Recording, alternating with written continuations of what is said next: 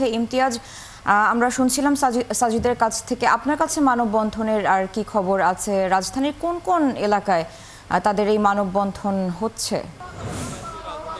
মৎস্য ভবনে আমরা কিন্তু জামাত ইসলামের যে 5 দফা দাবি আদায়ের, যে জুলাই জাতীয় সনদ বাস্তবায়ন সহ তাদের যে 5 দফা দাবি, সেই দাবি আদায়ের জন্য তারা এখানে উপস্থিত হয়েছেন। এবং আমরা কিন্তু সকাল 10টার পর থেকে দেখেছি যে জামাত ইসলামের যারা নেতাকর্মী আছে তারা এই মৎস্য ভবন এলাকাতে অবস্থান করছে এবং তাদের যে এই যে 5 দফা যে দাবি আছে, এই দাবিটা তাদের গাবতলী থেকে যাত্রাবাড়ি পর্যন্ত তারা এই মানববন্ধন কর্মসূচি হওয়ার কথা আছে। এবং আরও কিছু, এই যে জামাত ইসলামের যে আজকের যে কর্মসূচি, এটা কিন্তু তাদের তৃতীয় দফার কর্মসূচি।